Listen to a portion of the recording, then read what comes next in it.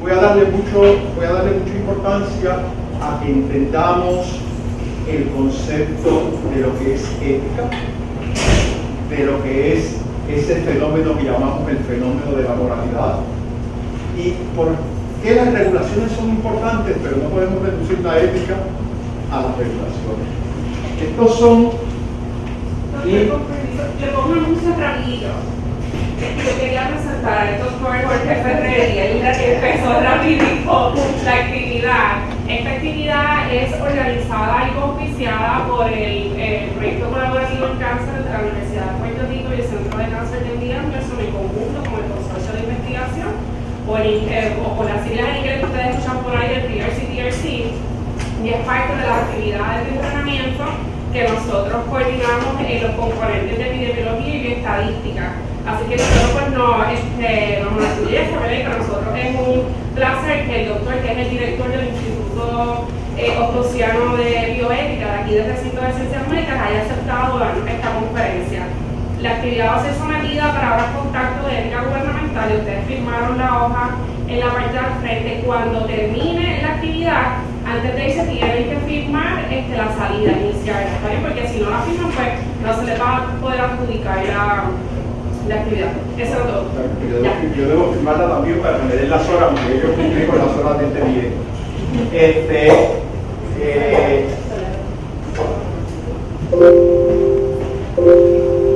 Ok, estos son los temas que yo tengo preparados para dialogar con ustedes esta mañana. Vamos a comenzar con unos casos a modo de introducción. Voy a tratar de mostrar que la ética es un componente integral de la educación del científico, y esto no siempre se ha visto de esa manera. Hemos redescubierto esa dimensión. Como les decía, que la ética es algo más que cumplir con leyes y reglamentos. Hay momentos en que cumplir con leyes y reglamentos puede ser contrario a lo que exigen los valores éticos, ¿verdad? Es decir, a no ser que usted sea un positivista jurídico a ultranza, estilo Hobbes. Después voy a decir un poquito sobre lo que es la bioética, y terminaremos con una definición, lo que se define hoy día como conducta impropia, que es una definición precisa pero insuficiente para determinar lo que es la conducta impropia. Al final de la presentación hay una serie, como se la vamos a hacer disponible a los que la deseen, hay una serie de elementos que son simplemente para que les sean útiles. Hay vínculos de acceso a documentos y portales electrónicos importantes, hay las fotos de algunos de los libros de texto que se suelen usar para enseñar ética de la investigación. Aquí también yo tengo algunas muestras en papel, por si alguno los quiere tocar. Puede ver que los libros no muerden, pueden ser buenos amigos, no da cáncer tocarlos y menos leerlos, ¿verdad? Y también algunos de los journals que tenemos en biología. Vamos a comenzar entonces con algunos de los casos. Así que, Maribel, vamos a poner el caso de Guatemala. Si vamos a poner el caso de Guatemala, posiblemente ustedes lo conocen. This is a very disturbing story, but it the information. Thank you for bringing it to us.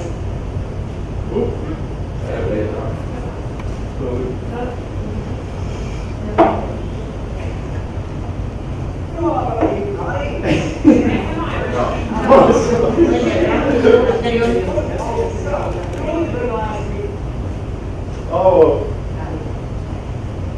This is a very disturbing story, but it happened. Scientists working for the U.S. government secretly gave people sexually transmitted diseases as part of a study.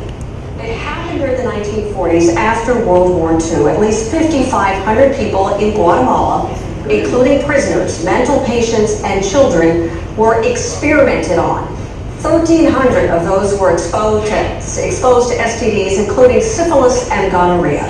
83 people died during those experiments, and the goal of the research was to determine whether taking penicillin after sex would protect against those sexually transmitted diseases. It was a medical priority at the time, especially in the military. Well, last fall, President Obama ordered a review of what happened, and now that panel has come out with this report.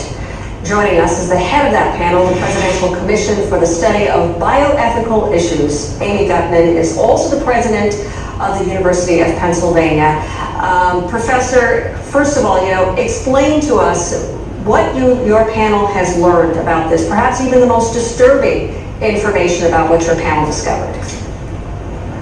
A group of medical researchers, doctors and scientists working for the American government between 1946 and 1948 treated their fellow human beings in a way that can only be characterized as egregious and shocking. There were gross violations of human rights. They did not obtain the consent from any of the people they were using for research in Guatemala. And those people included some of the most vulnerable populations in Guatemala: mental patients, soldiers, children. How did they infect them? They infected them in a variety of ways. They infected them, some of them using commercial sex workers who they also infected with syphilis or gonorrhea. They, in one case, is so graphic that it's hard to actually speak about it, but one woman who was a mental hospital patient, they inoculated in her arm syphilis, and when she developed symptoms, Dr. Cutler wrote in his journal that it looked like she was dying, and then they injected gonorrheal pus in both her eyes, in her urethra, in her rectum, and she did die shortly thereafter. This happened over many month period, and they never treated her. This group of researchers actually actively inoculated people and did not obtain their consent. And earlier, in an experiment in Terre Haute, Indiana, they took pains. They knew that they did have to ethically and legally obtain informed consent, and yet they went to Guatemala and they didn't do so. All right, Professor, very disturbing information. Thank you for bringing it to us. Producción de este caso, ¿verdad? Se descubrió recientemente, como para 2010, y se descubrió accidentalmente. Agradezco la música para que le dé más emoción. Voy a comenzar a cantar, es que voy a dar el reto de cantar. Eso fue una experiencia peor que esa cosa continúa peor que lo que hicieron los investigadores en Guatemala. Esto fue descubierto casi accidentalmente, porque lo habíamos ocultado. Y la doctora Riverbay, que es una especialista en el otro caso del que le voy a hablar ahora, del caso de Tuskegee, que posiblemente sí lo conocen, revisando los documentos que ella creía que se referían al caso de Tuskegee, destapó este otro caso, que de hecho es más impresionante, por usar un adjetivo, que el caso de Tuskegee. Es decir, ¿qué saben ustedes? ¿Saben del caso de Tuskegee? Lo conocen, ¿verdad que sí? El caso de Tuskegee, si quieres abrir la próxima, el caso de Tuskegee, hay una película para los que les interese, yo a veces se la cito a los estudiantes, Miss Evers Boys, que es bastante buena sobre el caso de Tuskegee. El caso de Tuskegee,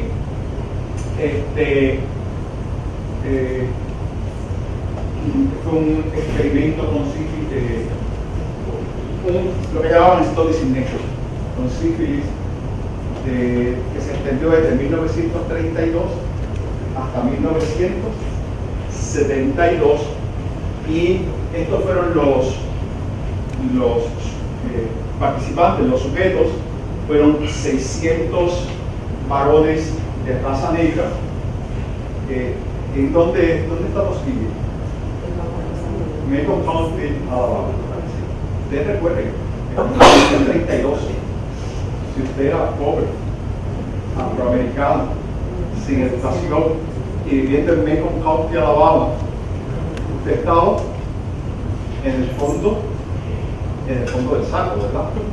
Y entonces eran 399 que eran portadores de la sífilis y 201 que sirvieron como grupo control. Por supuesto, no hubo consentimiento informado, se les dijo que iban a estar recibiendo tratamiento para sangre mala, bad blood, y de hecho no recibieron tratamiento, pero hay un dato muy interesante de este estudio, muy interesante, muy dramático. En 1932 no había un tratamiento resolutivo para la sífilis. Pero cuando terminó el estudio, en 1972, ¿qué pasó entre 1932 y 1972? La penicilina. ¿Qué se debió? ¿Qué piensan ustedes que lógicamente se debió haber hecho una vez se tenía la penicilina? No se hizo. No se hizo, y no solamente no se hizo, sino que se tomaron medidas para evitar que la recibiesen por los. Así que este estudio es importante porque cuando salió a la prensa, salió en la primera página del New York Times en el 72, por eso fue que lo difundiron, Associated Press lo difundió por Estados Unidos. Cuando sale, se comienza a investigar. Y a partir de ahí es que se desarrollan todas las regulaciones con sus virtudes y con sus defectos, todas las regulaciones que tenemos hoy para la investigación con seres humanos. Y estos son dos casos que tienen que ver con investigación con seres humanos. Yo les voy a presentar ahora otros dos casos que no tienen que ver con investigación con seres humanos. Sí, sácame de esto. Yo no estoy acostumbrado a tener que control de.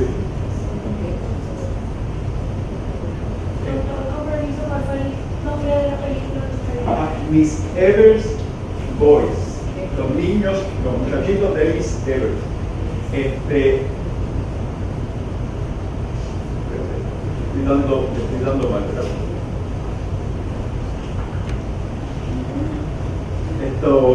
Es decir, la enfermera, el nombre de ella en la vida era Eunice Rivers, pero en la película le cambian el nombre y le ponen Eunice Evers.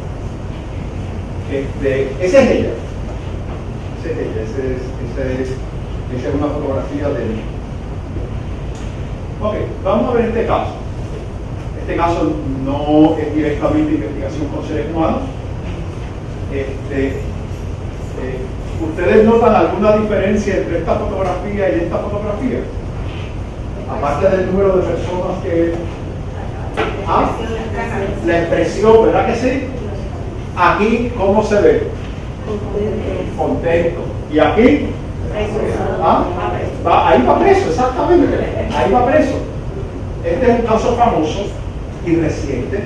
El caso del doctor, que no sé si lo estoy pronunciando bien, Dong Yu Han. Este señor, este es un caso bien reciente, ¿no? La sentencia fue de julio del 2015. Este era un investigador de la Universidad de Iowa y estaba investigando para desarrollar una vacuna para el VIH.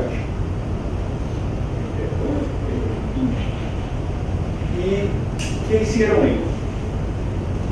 Mezclaron, supuestamente estaban investigando con sangre de conejo, pero para que la reacción fuese un poquito más impresionante, ¿qué hicieron? Mezclaron la sangre con sangre humana. Y con esos resultados obtuvieron un grant de aproximadamente 19 millones del National Institute of Health. ¿Qué podría estar incorrecto en lo que estos investigadores hicieron? ponen siempre en el mirar. ¿Realmente esto era ciencia? ¿Era ciencia lo que estaban haciendo? No, no es ciencia, ¿verdad, gente? No es ciencia. Un fraude. ¿Y qué pasa? Como, bueno, cuando el doctor no, pero los fondos de investigación son infinitos, ¿no? ¿Verdad? No hay ningún problema. 19 millones. ¿Qué pasa? Esos 19 millones después van a estar disponibles para otro caso de investigación legítima. Las consecuencias nos afectan a quién? A todos, ¿verdad que sí? El doctor Han fue sentenciado a 57 meses de cárcel por fabricar y falsificar datos. Tata, en sus trials, también una multa de 7.2 millones. Que posiblemente no va a pagar nunca. Estas multas son simbólicas, posiblemente no va a pagar nunca, porque no va a tener manera de ganarse 7 millones una vez que salga de la cárcel. Y este tercer caso, que es un caso bastante triste y también relativamente reciente, esta es la doctora, ya no es doctora, cancelaron el título de doctora, pero la entonces doctora Obokata, una investigadora joven, japonesa, investigadora en el campo de stem cells, células troncales o células madre. Y ya lo conocen el caso. O sea, yo podría estar todo el día dando el caso. Podría estar todo el día dando el caso. Lamentablemente, ¿verdad? Yo me sentiría más feliz si el problema fuese conseguir un caso para mi clase. El problema que tengo es que no sé qué caso escoger, ¿no? Yo se los presento a veces a los estudiantes, me parece que es un caso bastante impresionante. Esto lo podemos buscar en internet, todos estos casos, hay cantidad de información. Lo voy a decir de una manera no. Ustedes saben que una de las cosas que se ha querido, una de las cosas importantes, de los objetivos importantes de la investigación con stem cells, ¿cuál es? El retrotraer, el poder llevar células adultas a comportarse como células embrionales. Y lo que decía supuestamente los estudios de Obokata era que se había descubierto un método muy sencillo que consistía en sumergir, en tratar las células adultas con un ácido, con un líquido acídico, un ácido. Yo les digo a los estudiantes, me aprendí un poco de China y bingo, comenzaban a comportarse como células embrionales. Cuando publicó sus artículos, y consiguió publicar artículos en Nature, cuando publicó sus artículos, ¿qué le decía a todo el mundo? ¿Esta es candidata para qué? Para el premio Nobel, ¿verdad que sí? ¿Cuál fue la dificultad? Nadie lo podía reproducir. Y entonces decidieron darle una oportunidad que ella lo reprodujese bajo supervisión. ¿Y qué pasó? Que ella tampoco lo pudo reproducir. Así que, y podría seguirles trayendo casos. Y una cosa interesante es que esta gente, y hay varios de estos casos famosos, que publicaron en journals de primera categoría, en Nature, en Science, etc. ¿no? ¿Qué está pasando con los sistemas? Y ella era investigadora del Riken Institute. Yo no sé si ustedes saben lo que es el Riken Institute, pero es el instituto de investigación científica más importante de Japón y uno de los más importantes del mundo. ¿Por qué traigo los casos? ¿Por qué traigo estos casos? Para entretenernos con un poquito de chipografía. No, yo siempre empiezo todas mis clases. Yo enseño aquí 4 cursos que son sobre ética de la investigación.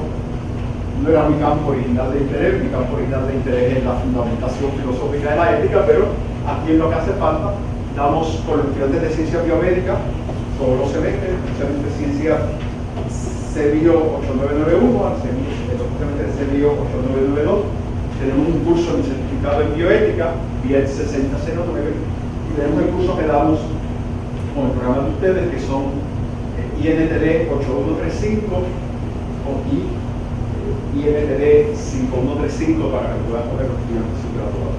Así que yo siempre empiezo con casos, ¿no? Y fíjense los casos, ¿por qué? Porque los casos nos llevan a reflexionar.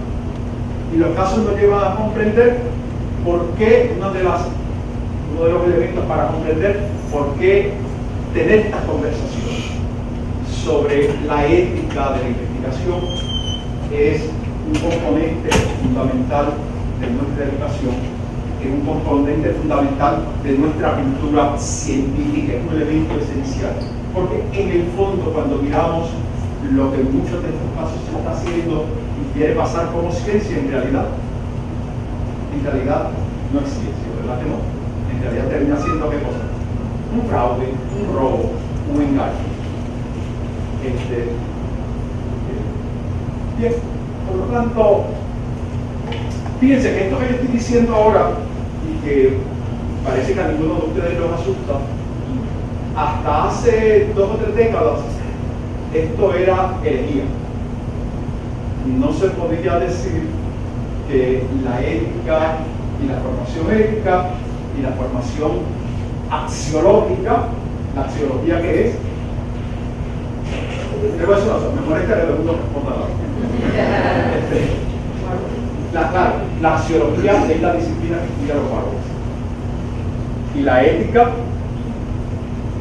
ya no entiendo ustedes, pero vamos a hablar un poquito más sobre lo que es la ética. La axiología es la disciplina que estudia los valores. Hubiésemos dicho que teníamos que hablar de valores, ¿por qué?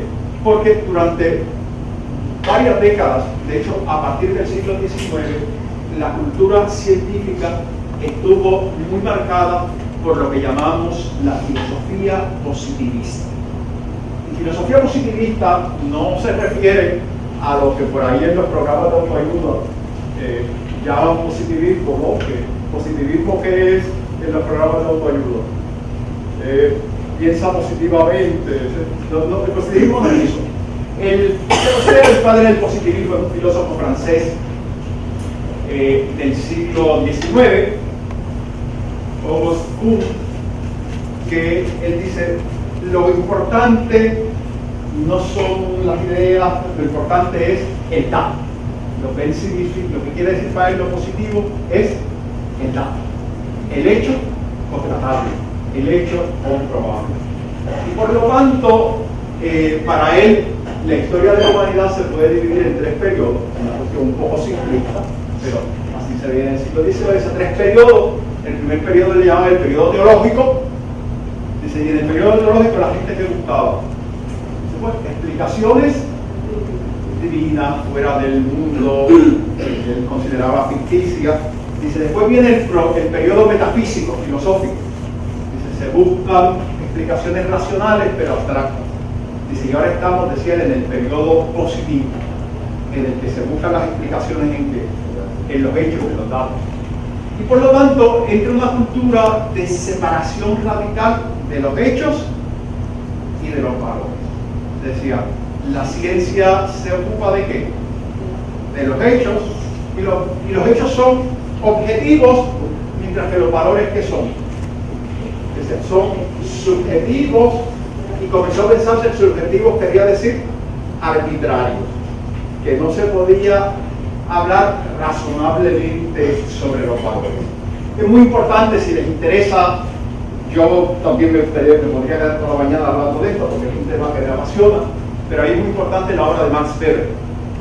Seguramente ustedes no hablan de Max Weber y recuerden, no es Weber, es Weber, la W o W en alemán suena como V, es Weber. Y la V suena como F. Así que el Volkswagen suena un poquito feo para los que son de habla inglesa, pero simplemente es Volkswagen, que quiere decir carro del pueblo. Volkswagen. Bueno, ¿Qué pasa? Que hoy día estamos un poquito de vuelta de esta idea de que la separación sea tan radical entre hechos y valores.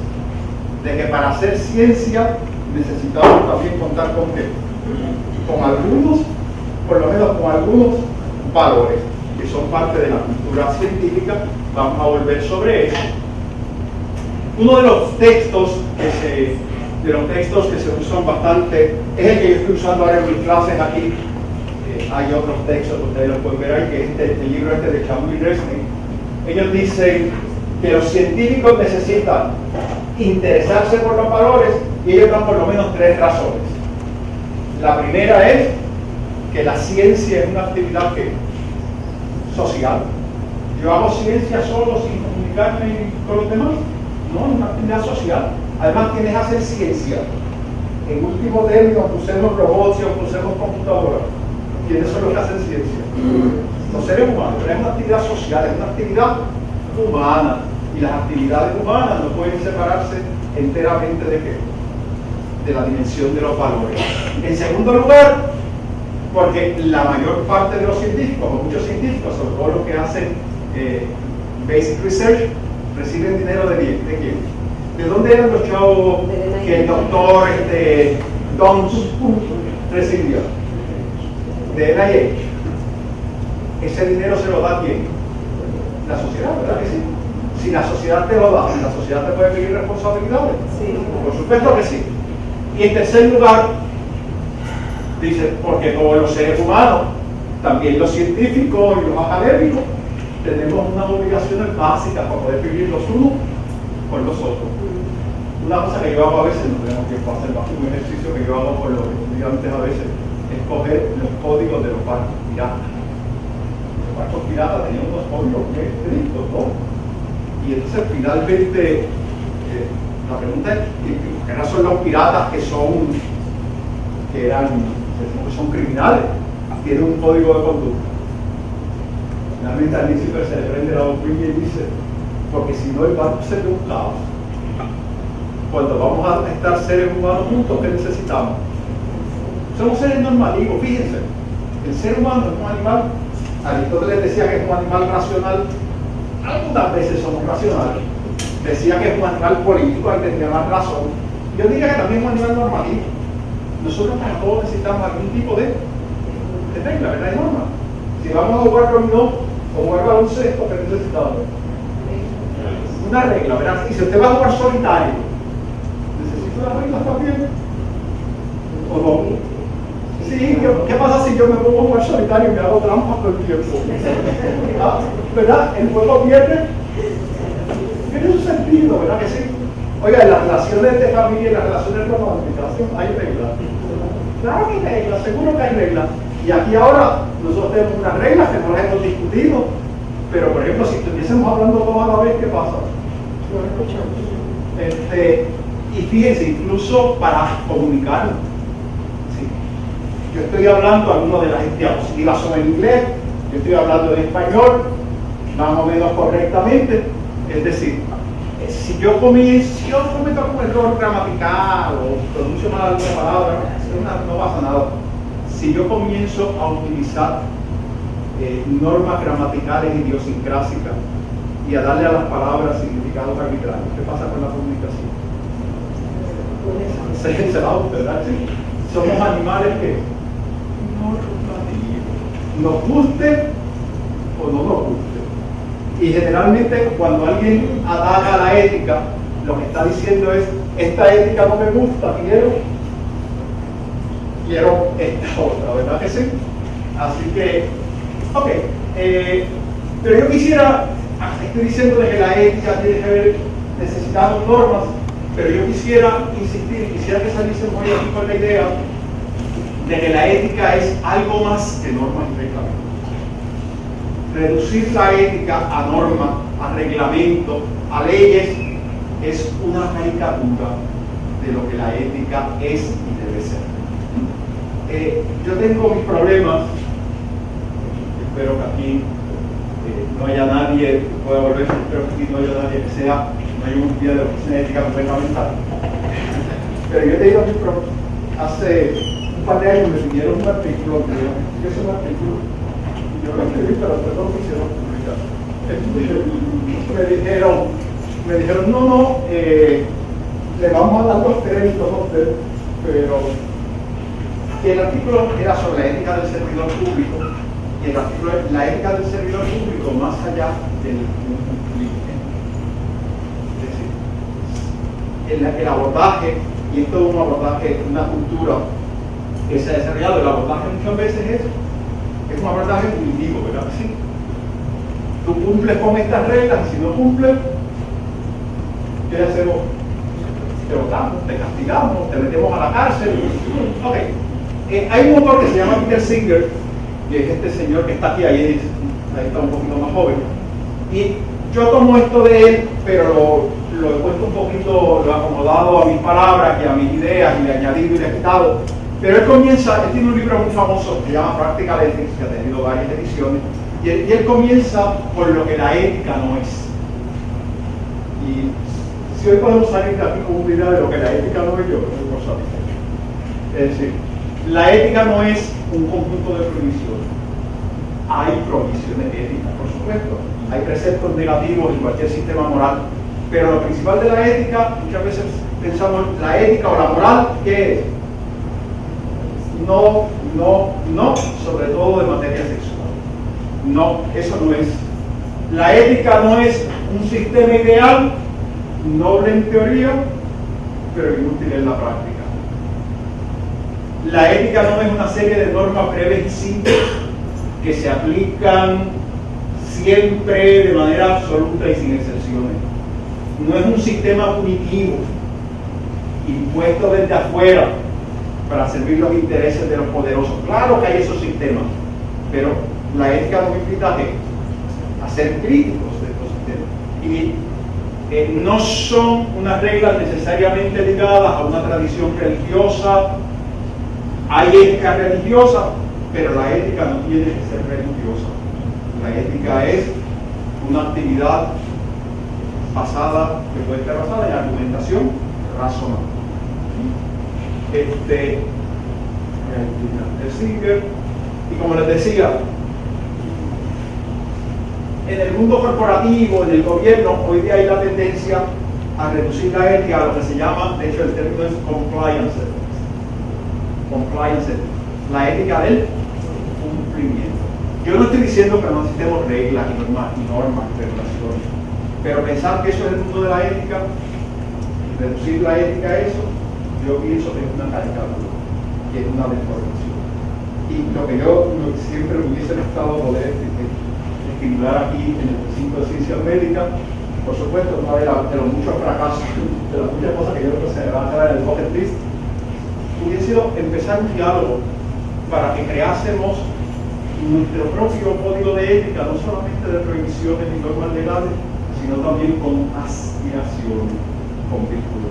La Universidad de España, la Universidad de Murcia, hicieron eso y consiguieron un consenso. Aquí trajimos hace como 3 años al doctor Emilio Martínez, que fue el que dirigió ese proceso. Por lo tanto, no basta con enseñar reglas, es preciso fundamentarlas. ¿Y fundamental qué quiere decir? ¿Qué quiere decir fundamental?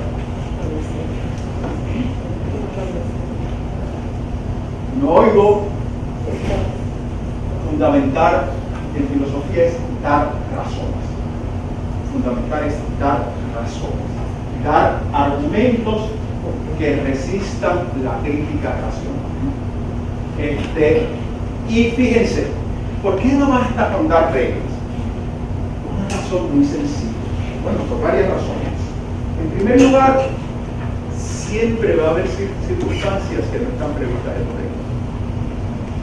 Siempre va a haber circunstancias que son inéditas, que no están previstas. Ningún código va a poder prever todas las circunstancias posibles, ¿verdad que no? Es decir, ¿y qué quiere decir? Que cuando no hay reglas no tenemos que obrar moralmente, no tenemos que obrar éticamente. También tenemos, ¿verdad que sí? Segundo lugar, a veces podemos tener reglas pero las reglas están en conflicto. Hay un conflicto de deberes, hay un conflicto de valores. ¿Saben de lo que estoy hablando? ¿Alguien me puede dar un ejemplo de una situación de conflicto? ¿No? Una situación de conflicto de deberes. Un ejemplo clásico en medicina es el ejemplo de la excepción Tarasov. Viene un paciente, mi paciente hay una relación médico-paciente y en el curso, por ejemplo, un paciente psiquiátrico, en el curso de la terapia, yo puedo identificar, sé que es un paciente violento y puedo identificar una víctima, hay una víctima identificable, que sé que es el caso Tarasov, que sé que esta persona va a actuar violentamente cuando la puede matar. Si viene una señora y me dice, en otra existencia yo me dediqué a la consejería, si viene una señora y me dice, ay, doctor, yo mataría a mi marido. Bueno, y comienza a hablarme y dice, no, es que deja la ropa arreglada y me da tanto coraje. Eso es probablemente un peligro grave para su marido. No, le van a dar un baño de lengua, pero se va a la cosa no hay ningún gran problema. Pero si viene y me dice que mi marido me fue infiel y tiene que yo compré el revólver y tiene un plan esta noche cuando llegue, sí, entonces ¿qué pasa? ¿Es él igual que en otro caso o es distinto?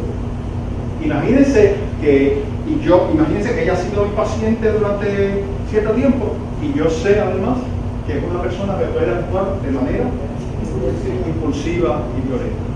¿Es el mismo del caso anterior? En el caso anterior, ¿yo debería llamar al marido, llamar a la policía? No, ¿verdad? Dejarla que ventile y a lo mejor me río con ella y ya está. Pero el segundo caso es distinto, ¿verdad que sí? Ahora, ¿significa que en el segundo caso yo no tengo obligación de confidencialidad? Ya,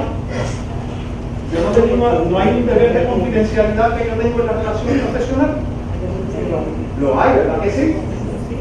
Y no tengo un deber también, al menos como ciudadano, de evitar que ocurra un asesinato. También, ¿qué hago ahora? ¿Qué hago? Porque ustedes me han puesto a mí en una situación de ¿qué? De conflicto, ¿verdad que sí? ¿Por qué? Porque si guardo la confidencialidad, mañana voy a asistir a un funeral. Y no solamente un funeral, trágico también para ella. Y si aviso y si trato de hacer algo, ¿qué pasa con la confidencialidad? Se rompe. Eso es una situación de conflicto, ¿no? Y puede haber casos más sencillos, ¿no? Yo le prometí, esto es un ejemplo, nadie lo tome en serio. Entonces, yo le prometo a uno de ustedes que lo voy a invitar a almorzar. No lo tomen en serio, pero, es decir, quedamos, sí, nos vamos a encontrar, vamos a mejorar el Don Juan, ¿dónde quieren ir? Díganme dónde quieren ir, ¿dónde quieren que los invite a almorzar? Allá del Caribe, Egipto, nos vamos a encontrar ahora mismo. Pero cuando voy saliendo de mi casa, resulta que mi vecino está teniendo un infarto y viene la esposa y me dice, mira que fulano. Yo le digo, ay, no sabes cuánto conocimiento, pero yo tengo un compromiso para almorzar, no lo puedo ayudar. ¿Significa eso que no hayas que cumplir las promesas? Pero hay circunstancias en las que hay que hacer, ¿cómo se llama eso? Eso se llama ponderación, o el nombre técnico que utilizamos desde Aristóteles para eso, ¿cómo es? Deliberación. Si me enseñas solamente reglas, y no me enseñas a deliberar, ¿qué pasa? ¿Me estás enseñando ética? No, me estás haciendo un flaco servicio. Un flaco servicio a la sociedad. Yo siempre digo que lo fundamental en la formación ética es enseñar a deliberar. Y tercer límite de las reglas. Hay una máxima del derecho romano que dice sum jus summa injuria. Y me lo traduce del latín al español. ¿Qué es jus en latín? Derecho, por ley, ¿verdad? Sum jus, la ley cogida, voy a hacer una traducción libre, la ley aplicada a rajatabla, sum jus, summa injuria. La ley aplicada a rajatabla es la máxima. Puede ser. Hay dos principios éticos de derecho que son la equitas, la ley que hay que aplicarla con benevolencia, con moderación, y en Aristóteles, en Platón, en Santo Tomás de Aquino, hay lo que se llama la virtud de la epiqueia. ¿Y la epiqueia en qué consiste? En hacer una excepción a la aplicación de la ley. En esta circunstancia, aplicar la ley debe hacer justicia, ¿verdad? La ley existe para hacer justicia. Si yo aplico la norma en este caso, estoy haciendo ¿qué cosa? Justicia. Ustedes me tienen que entregar el trabajo final el 1 de mayo. Esa es la norma. Pero el 1 de mayo, el estaba en el hospital. El 1 de mayo se murió su abuelito. Yo siempre les digo, después de 4 entierros de abuelito, yo comienzo a tener dudas de lo que ustedes están diciendo, ¿verdad? Que no se fueron más de 4 abuelitos en un semestre, porque comienzo a dudar de su veracidad. Se murió el abuelito, vamos a suponer que fue verdad. ¿Qué tengo que hacer? Aplicar la norma. Yo dije, el 1 de mayo, estás en el hospital, sorry, sum jus, summa injuria. ¿Se dan cuenta por qué no basta con las reglas? Por eso yo tengo dificultad, y no uso el término RCR. Hablaba mucho de RCR training. RCR, ¿qué quiere decir? Responsible Conduct Officer.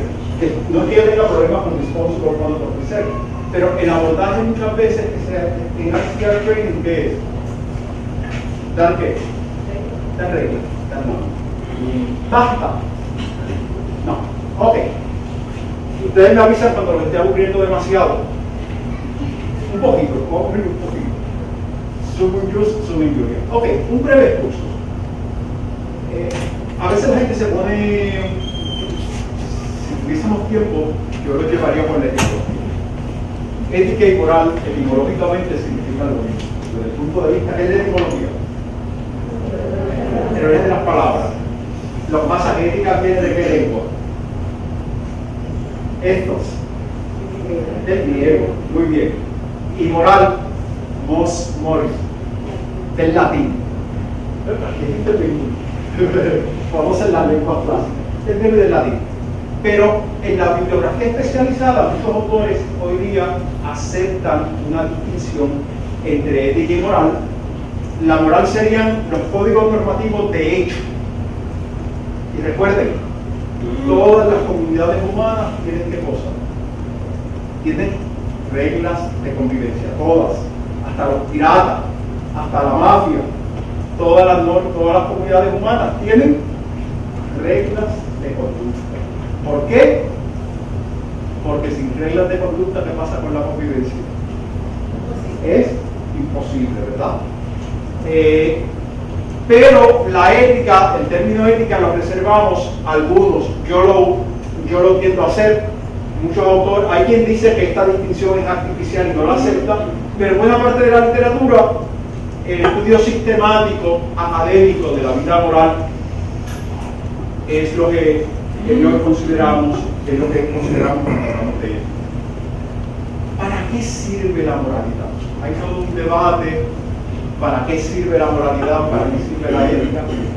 Básicamente hay dos razones que yo les voy a dar, y nuevamente esto lo podríamos desarrollar mucho más, Kerr, que es un filósofo recientemente fallecido norteamericano, dice que la razón de ser de la ética es disminuir ¿qué cosa? Los daños que nos podemos hacer los unos. Y recuerden, la ética siempre tiene que ver con las conductas humanas. No, la ética no tiene que ver con los terremotos. Puede tener que ver con las consecuencias de un terremoto que son causadas por los seres humanos. Pero la ética siempre tiene que ver con los seres humanos, ¿no? Alguien a veces, hace como yo di una conferencia sobre el cannabis, ¿no? Me dice, ¿qué dice la ética sobre el cannabis? Sobre el cannabis, ¿qué dice la ética? Nada. ¿Sobre qué dice la ética? Sobre lo que los seres humanos podemos hacer con el cannabis, ¿no? Pero sobre el cannabis, la ética, ¿qué tiene que decir? Nada. La ética siempre es sobre las acciones de los seres humanos, ¿verdad? Y la ética no solamente es para disminuir los daños, sino también para promover la cooperación social. Hay una autora española de La Cortina que tiene una frase que a mí me gusta mucho. Dice, la ética es pasar del egoísmo estúpido a la cooperación inteligente. Es la cooperación social. Y hay estudios muy interesantes sobre las bases biológicas de la moralidad. O sea, que la moralidad no es algo totalmente arbitrario. Este es un autor, ¿saben quién es este señor? Es Frans de Waal, o en Estados Unidos lo pronuncian de Waal, es un antropólogo, un primatólogo. Y él ha estudiado lo que él llama The Moral Behavior of Animals. Esta es una charla TED que no la vamos a ver porque no tenemos tiempo, pero yo les invito a verla. Es decir, lo que la tesis de Waal, y yo estoy de acuerdo con ella, a mí me parece que la tesis de Waal es que los seres humanos tenemos necesidad de la ética, de la moral, de normas morales, tenemos necesidad de ella porque somos animales sociales. Y que somos animales sociales que evolutivamente descendemos de otros animales sociales y que hay unas bases, hay unos fundamentos en las conductas de otros animales en los que aparecen lo que él llama los pilares de la moralidad. Frans de Waal dice que estos son los pilares, yo creo que tiene razón, los pilares que hacen posible todos los sistemas morales. No estamos diciendo que la ética de los seres humanos se reduzca a esto, pero son los pilares. La reciprocidad, y de la reciprocidad que sale con la equidad, y el otro es la empatía. Y la empatía, ¿qué es lo que hace posible? La compasión. ¿Puede haber ética sin compasión? Recuerden, puede haber empatía sin compasión, no puede haber compasión sin empatía. Los antisocial personalities, ¿qué tienen? Tienen empatía, saben cómo tú te sientes. ¿Qué es lo que no tienen? Compasión. Por lo tanto, la empatía es la base para la compasión. Ahora, la base de la conducta moral no es la sola empatía, sino que es y la compasión, ¿qué quiere decir? Que yo puedo sentir contigo. Yo me puedo poner en tu lugar, sentir contigo y tener entonces una conducta solidaria, ¿verdad que sí? Y la reciprocidad es lo que da el sentido de equidad. Vamos a ver un par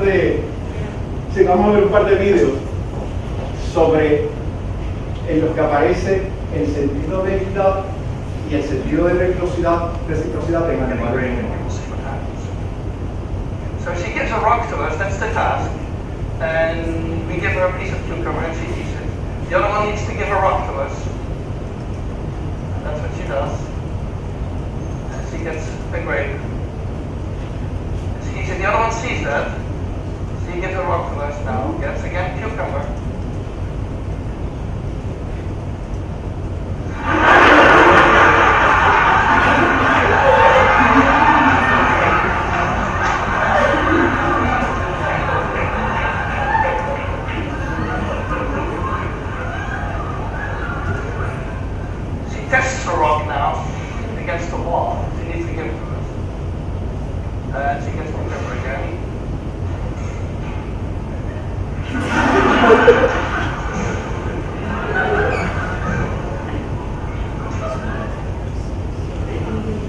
¿Qué pasó ahí?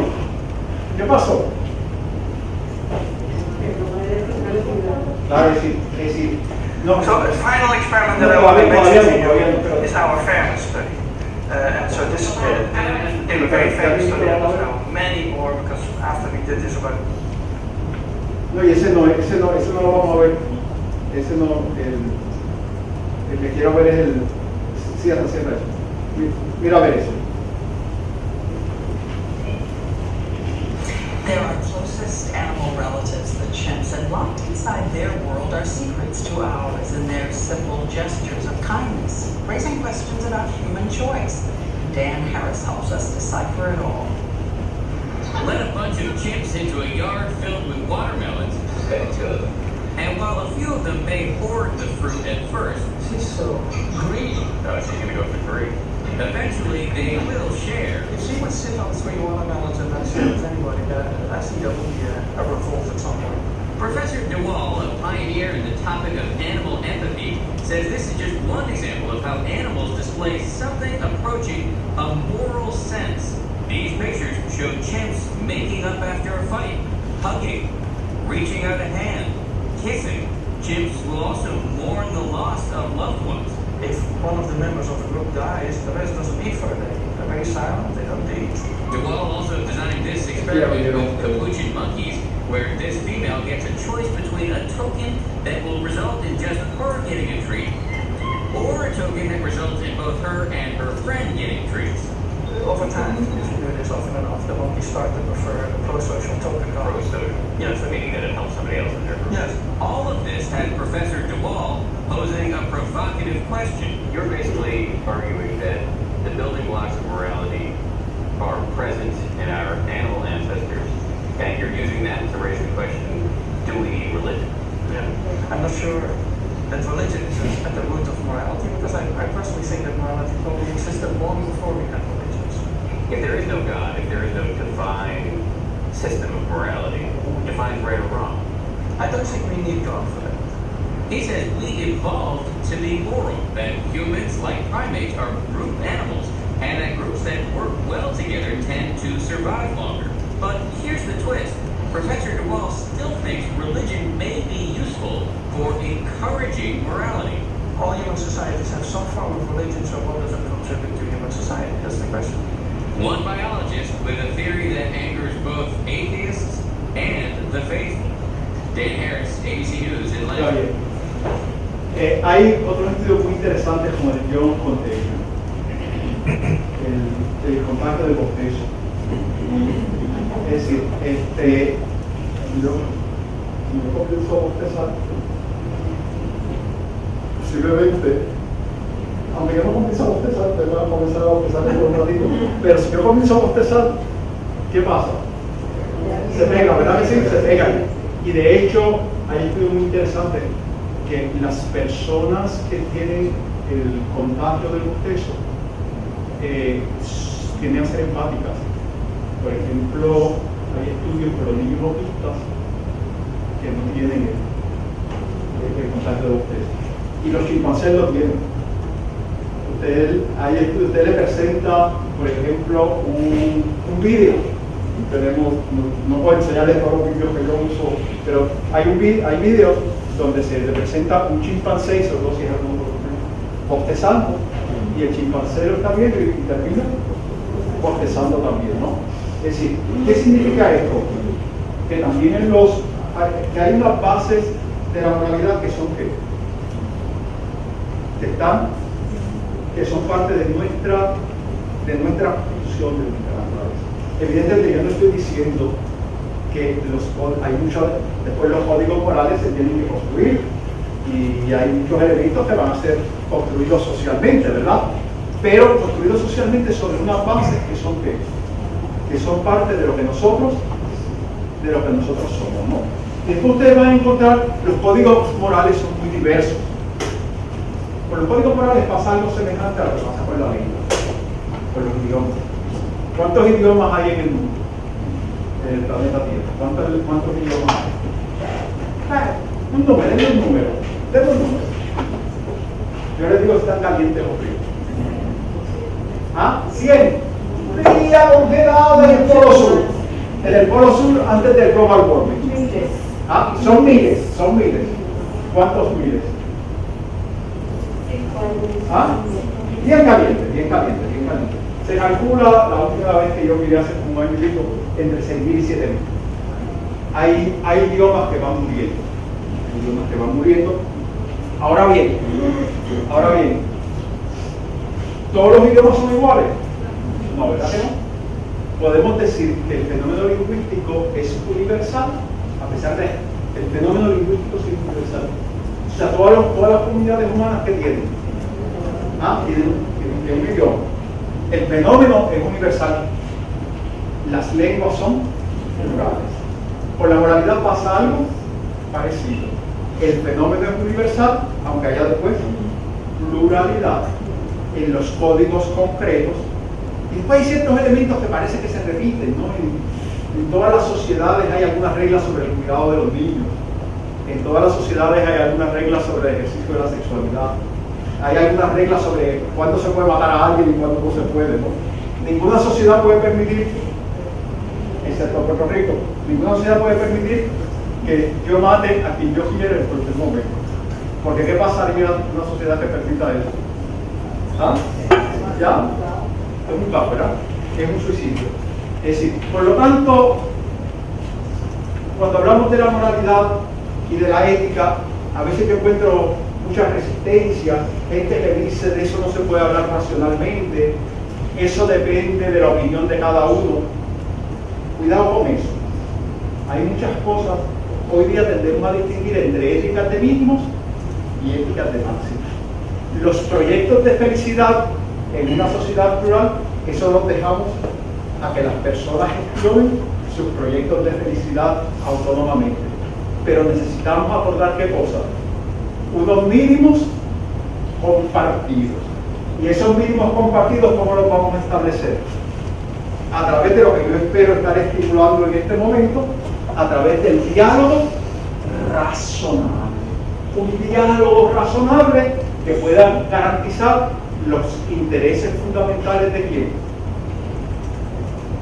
De todas la sociedad, de todas las personas, de todos los afectados por la norma. Una de las maneras como hemos hecho eso en nuestro mundo contemporáneo es con, por ejemplo, la tabla de derechos humanos. La tabla de derechos humanos, ¿qué es lo que pretende? Amparar aquello que consideramos que son los intereses fundamentales de todos los seres humanos. Otro día, si ustedes quieren, hablamos sobre los derechos humanos, que es un tema que me entusiasma mucho y que, para mi sorpresa, es altamente desconocido. Cada vez que yo hago el ejercicio con los estudiantes, es raro encontrar a alguien que haya encontrado la declaración, que haya leído la Declaración de los Derechos Humanos de 1940. Muy raro. Es muy raro conseguir encontrarme con un estudiante que sepa distinguir los derechos de primera generación de los derechos de segunda generación. Incluso a veces teniendo abogados en mi clase. Así que es un tema sobre el que podemos hablar otros días si ustedes quieren, hoy no tenemos tiempo. Pero nosotros no estamos hablando aquí de la moralidad en general, queremos hablar de la moralidad aplicada a un campo muy específico. ¿Y ese campo específico cuál es? El de la investigación científica, la investigación biomédica. Eso es lo que llamamos una ética aplicada o una ética práctica. Yo voy a distinguir tres niveles, voy a distinguir más, pero voy a distinguir tres niveles básicos de la ética como disciplina académica. Un primer nivel es lo que a veces se llama metaética o los niveles de fundamentación. Lo que hemos estado haciendo ahora con Deval y con la deliberación y todo eso, ¿eso qué es? Eso es metaética. Es preguntarnos qué es eso de la moralidad, para qué sirve, nos hace falta, cómo la manejamos. Esas son cuestiones de metaética. Un segundo nivel, ¿qué quiere decir meta?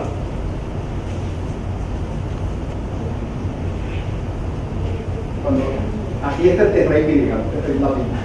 ¿Qué quiere decir meta? Oye, siguen contestándome, todo el mundo la ve, me va a subir la presión, voy a tener que salir aquí para el cardiovascular. Meta significa más allá. Más allá, solo significa más allá, por encima de, más allá de. Y método. Se parece, pero no tiene nada que ver. Método. ¿Qué quiere decir método? Etimológicamente. Un proceso, el método es una serie de pasos ordenados, un algoritmo, pero etimológicamente viene del griego me, que quiere decir cómo. Y lo otro que voy a decir ahora es una palabra griega, no es una mala palabra, hodos. Y hodos en griego quiere decir camino. Me, hodos, con camino. El método es un camino para hacer algo, una serie de pasos ordenados para hacer algo. Pero aquí estamos hablando de metaética. Después vienen las teorías concretas, el identificar principios generales. Y en ética pasa una cosa muy interesante. Es relativamente fácil ponerse de acuerdo en los principios generales. Relativamente fácil. ¿Dónde es que se pone la pinta y la cosa difícil? Cuando tratamos de ir concretando los principios generales en normas concretas y aplicando las situaciones. ¿Se fija? Nadie le va a decir, ni los de la Junta, ni nadie le van a decir que están en contra de la justicia. Nadie va a decir eso. Debe decir, yo creo que hay que ser injusto. Nadie.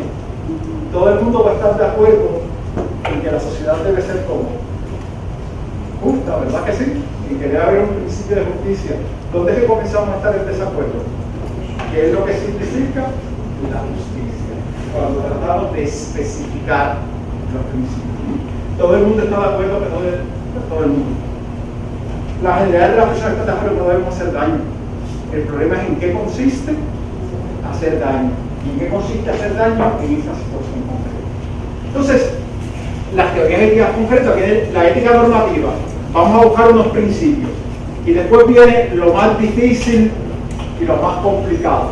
Y donde comenzamos a jalarnos por la perilla. ¿Cómo aplicamos esos principios? En un campo concreto. En un campo concreto de actividad, en nuestro caso, en la investigación científica.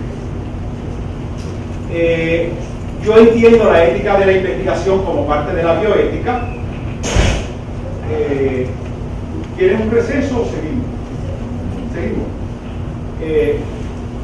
Me dejan beber agua, ¿verdad? La bioética, ¿qué es?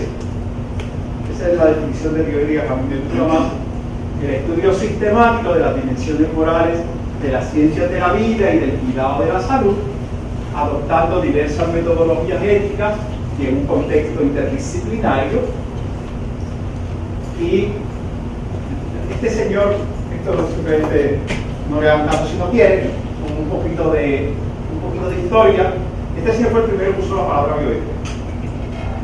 Este señor, que se llamaba Fritz Jahr, era un pastor protestante, teólogo y educador alemán, y él escribió unos artículos, el artículo, lo que llaman los americanos el artículo seminal, es del año 27, y es muy interesante porque ya en aquella época estaba pensando que la ética nos exigía ser cuidadosos no solamente con los seres humanos, sino también con los animales y con las plantas. En 1927, ¿verdad que sí? Pero allá le pasó, yo le digo a los estudiantes que allá le pasó como a Mendel. ¿Qué le pasó a Mendel? Hoy día decimos que Mendel es el padre de la genética, pero Mendel se murió sin saber que era el padre de la genética. A Mendel nadie le hizo caso. Y después fue a examinarse para ser maestro de ciencia y se colgó. Así que nadie le hizo caso. Hasta que después, a principios del siglo XX, comenzaron a hacer los mismos estudios, hicieron una búsqueda de bibliografía y se dieron cuenta de que, mira, si esto ya lo había dicho Mendel. Pues allá le pasó lo mismo. Nadie le hizo caso y nos olvidamos de él, lo acabamos de redescubrir hace 3 o 4 años. Y entonces la bioética se reinventó en Estados Unidos en los años 70. Y el primero que utilizó la palabra bioética Y el primer libro con el título Bioética fue este señor que está aquí, que se llama Van Rensselaer Potter, que era un profesor de biología de la Universidad de Wisconsin en Madison. Y a Potter tampoco le hicieron demasiado caso. Y al mismo tiempo que Potter estaba trabajando en Madison, en la Universidad de Georgetown en Washington, había un grupo en torno a este señor que se llamaba André Hellinger, que era un médico, y la diferencia fue que Hellinger sí encontró qué cosa, apoyo institucional. No estaba en el recinto de ciencia médica, encontró si hubiese estado en el recinto de ciencia ganz caput, no hubiese. Después ser muy brillante, pero muy tener muchas ideas, pero si no tiene apoyo institucional, que pasa muchas veces. Y él es el fundador, en Georgetown, él recibió mucho apoyo, y él es el fundador de lo que hoy se conoce como el Kennedy Institute of Ethics. Y yo siempre le pregunto, ¿por qué le pusieron? De hecho, el nombre original era The Joseph and Rose Kennedy Institute for the Study of Human Reproduction and Bioethics. Y fue el primer instituto universitario con la palabra bioética en su nombre. ¿Quiénes eran Joseph y Rose Kennedy? Los padres del presidente Kennedy, ¿verdad? ¿Y por qué le pusieron el nombre de Joseph y Rose Kennedy al instituto? No ciertamente porque Joseph Kennedy fue su modelo de ética. Y dieron $1.350.000 para empezar el instituto. Yo después de la conferencia voy a estar aquí esperando a ver si alguien me da pueden dejar los 350.000, si me dan $1 millón, yo le pongo el nombre suyo aquí, se lo garantizo. Con todo respeto a Eugenio María de Hostos, pero yo estoy seguro que la administración de la universidad ahí sí encontraría apoyo institucional.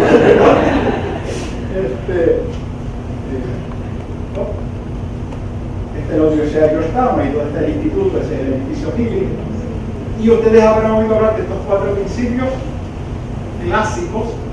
En el informe Belmont del año 79 se enumeran ¿cuántos principios? 3, que son ¿cuáles? Ayúdenme, yo tengo Alzheimer. ¿Cuál es? Respeto por la autonomía, pero realmente es respeto por la autonomía, pero no lo formulan así. Es decir, no le dan ese nombre, porque cuando lo explican es realmente un principio de respeto por la autonomía. ¿Cómo llaman el primer principio? No, dice el tercero. Pertenencia al segundo. Respeto por las personas. Aunque lo interpretan autónomamente, el segundo es el principio de beneficencia. No tiene un principio de no maleficencia, sino que incluye la beneficencia y la no maleficencia en un solo principio, y el principio de justicia, que también es justicia distributiva. Y el mismo año salió el libro, este libro famoso de Bishop y Childress, que ya va con la 7ª edición, y ellos son los que formulan los 4 principios. Ellos son los que formulan los 4 principios.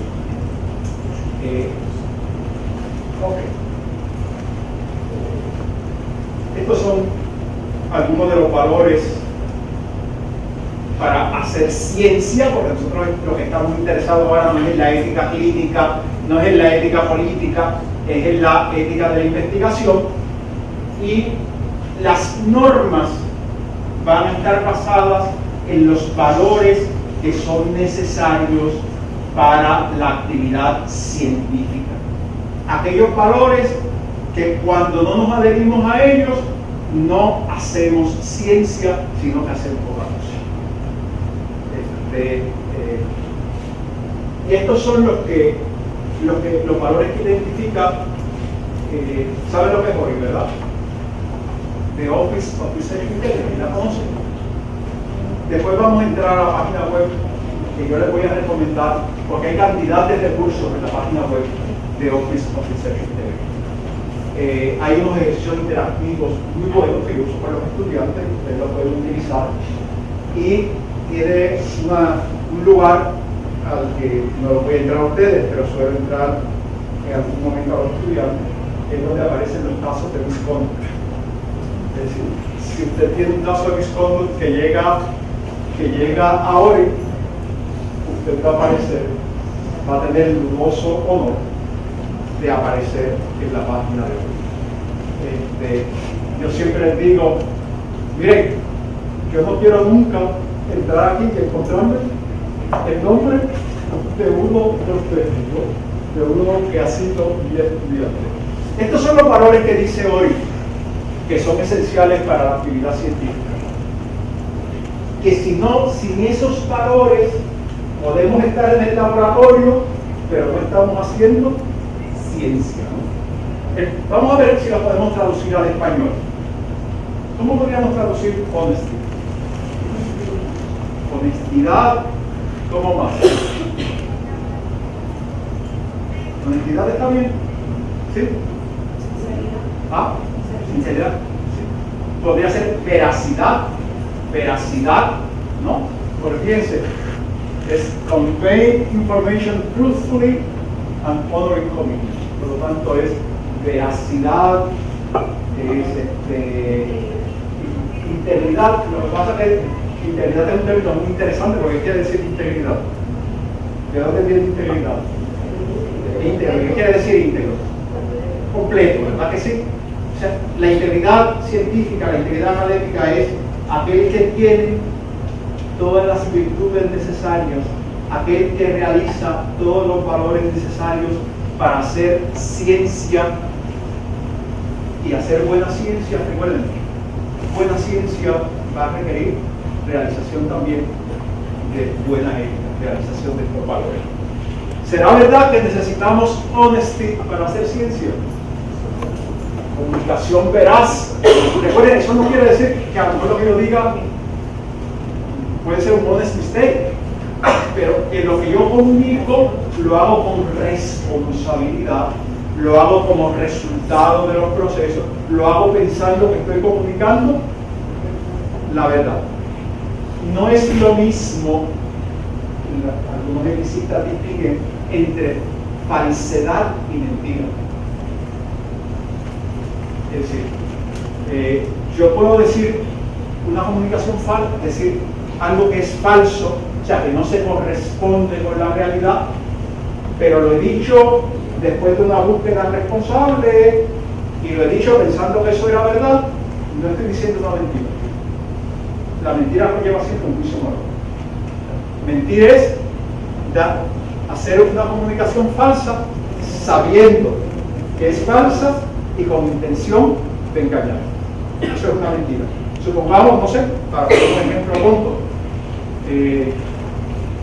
imposible, el ejemplo que iba a poner es imposible porque estando aquí no pensar eso. Pero vamos a ver que pensase que hoy es sábado. O todavía peor, pensase que hoy es jueves. Y les digo hoy es jueves. Es una mentira. Es un despiste, ¿verdad? Es un despiste, pero no es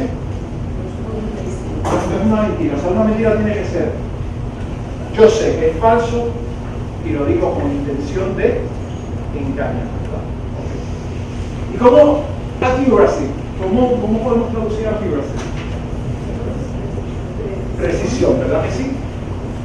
O sea, reporting findings precisely and taking care to avoid error. Taking care to avoid error. ¿Qué quiere decir? Yo soy responsable, soy cuidadoso. ¿Significa eso que nunca voy a cometer errores? No, ¿verdad que no? Recuerden, a los seres humanos no se nos pide que seamos infalibles. Lo que se nos pide es que seamos responsables, que es distinto. ¿Qué quiere decir ser responsable? Que yo pongo los medios, la diligencia, el cuidado necesario para llegar a la conclusión correcta. A pesar de poner la diligencia, la destreza, el adiestramiento, el cuidado, a pesar de todo eso, ¿me puedo equivocar? Claro que me puedo equivocar, ¿verdad? Pero, ¿he incurrido en falta moral? No, ¿verdad que no? La falta moral es cuando yo no he sido diligente, cuando no he sido cuidadoso, cuando he hecho algo para lo que no he estado adiestrado. Recientemente hubo un caso en un hospital del área metropolitana, no sé si participó en consulta, un hospital del área metropolitana, que no voy a decir cuál fue, un médico se puso a hacer un procedimiento para que no estaba registrado y le hizo daño grave al paciente. Y entonces llama, tiene que venir a otro compañero que si estaba adiestrado a tratar de remediar, y el que no estaba adiestrado y había hecho el daño aprovechó y salió y le dijo a la familia que era el otro, que el que había ayudado, el que había hecho el daño. Así que procedió éticamente. Son 24 personas que deberían, hay que quitarle los privilegios. Usted puede cometer un error, o sea, practicando medicina, los estudiantes me preguntan que qué hay que hacer para que no los demanden. Y yo digo, no practique medicina. Eso es lo más seguro. Si usted quiere garantía de que no va a dar los brazos, no practique medicina. Y si se mudó de Puerto Rico y de Estados Unidos, mejor. Porque son países litigiosos y por cualquier cosa usted lo van a hacer. Ahora yo estornudo y le estornudo usted encima así, y a lo mejor me pongo una demanda porque pero bien, accuracy, ¿no? Efficiency, ¿qué quiere decir efficiency? Eficiencia, ¿y qué quiere decir aquí? Eficacia, eficiencia, utilizar los recursos como responsablemente, ¿verdad que sí? Utilizar los recursos. Recuerden, los recursos que son infinitos, los recursos son limitados, por lo tanto hay que utilizarlos. Un elemento ético que tenemos, que yo insisto mucho a los estudiantes, es el diseño del estudio. El diseño del estudio no solamente es un componente ético importante. Un estudio mal diseñado, ¿qué pasa? ¿Va a dar buenos resultados? No. Se va a malgastar recursos. Si va a utilizar participantes humanos, los va a someter a riesgos no justificados. Si va a utilizar animales, los va a hacer sufrir, va a destruir. Un estudio que no esté bien diseñado, no solamente es un error técnico, no solamente es malo científicamente, es malo también desde el punto de vista ético. Es una falta ética, ¿no? ¿Por qué? Porque hay que ser ¿qué? Eficiente, ¿verdad? Y fíjense, y además respetuoso de no hacer daño. Cuando yo malgasto recursos, recuerden, cualquier, esto es una decidida, no necesariamente, pero cualquier principio de estos superiores está violando también el principio de no maleficencia. Es el principio ético más fundamental. Si yo no soy eficiente y malgasto recursos y hago sufrir innecesariamente animales, ¿qué estoy haciendo? Daño ¿a quién? A los animales y a quién va. A la investigación y a la sociedad. Cualquier falta ética, cualquiera de los otros principios que usted viole, siempre va a estar violando también el principio de no maleficencia. Ok. Y objetividad. Letting the facts, dejar que los hechos, que los datos hablen por sí mismos. Y evitar en la medida de lo posible qué cosa. Un tema que yo pensé tratar hoy, pero me di cuenta que no tenía más tiempo. Hay bibliografía, un examen de bibliografía abundante, es lo que se llama el funding bias o el sesgo de financiación, se dice en español. Hay bibliografía que comienza a mostrar que los estudios tienden a responder, a dar resultados que son beneficiosos para quien está poniendo el o sea que se está constatando en la bibliografía, les puedo enviar referencias después si quieres, a toda la mayoría si a alguien le interesa. Hay un funding bias que comienza a haber evidencia de que eso sí ocurre. Si es consciente o inconsciente, eso es otra cuestión, pero hay un funding bias. Por lo tanto, avoiden que en la medida de lo posible tenemos que evitar, vamos a reducir el bias, vamos a reducir los sesgos a cero. No, nunca lo vamos a reducir a cero. Ahora bien, ¿estos son hechos o son valores? ¿Son hechos o son valores? Son valores, estos no son hechos. No son hechos. Es decir, si fuesen hechos, ¿qué podríamos hacer con ellos? No se han de publicar, bueno, estamos publicando, pero ¿qué podríamos hacer con ellos? ¿Ah? No, esto es un paper. Los podríamos medir empíricamente. Los podríamos pesar, los podríamos tocar. Estos no son hechos, ¿son qué? Son valores. ¿Podemos hacer ciencia sin esos valores? No. Por lo tanto, ¿se acuerdan de lo que yo les hablaba al principio del divorcio entre hechos y valores? El divorcio entre hechos, tenemos que distinguir entre hechos y valores, pero no podemos hacer una separación radical entre hechos y valores. ¿Están conmigo? ¿Me están siguiendo? Ok. A mí no me gusta dar estas conferencias así tan largas, pero esto se lo probé se lo voy a presentar ahora porque lo pueden bajar gratis. Este es el librito de Ori, de Introduction to the Responsible Conduct of Research. Es un librito de texto para enseñar RCR del Office. Hoy es Office of Research Integrity. Y ese dibujito, los valores, y ese dibujito se lo robé. Dice que los valores son ¿qué? Rules for the road.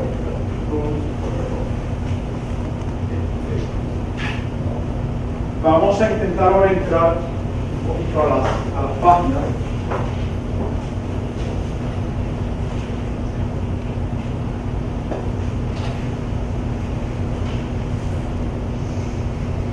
Este es el librito que yo les estoy enseñando ahí. Si ustedes van a esta página, y la van a tener cuando reciban la presentación, si ustedes van a esta página, lo vuelvan a leer en PDF.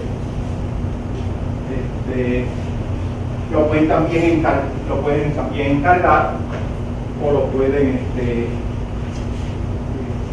o también lo pueden leer electrónicamente en la web. ¿Sí? Lo presento simplemente para que lo vean.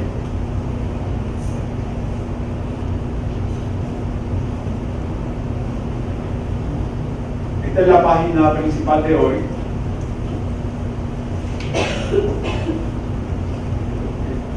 ¿Ven? Si ustedes se fijan, yo no sé si tengo aquí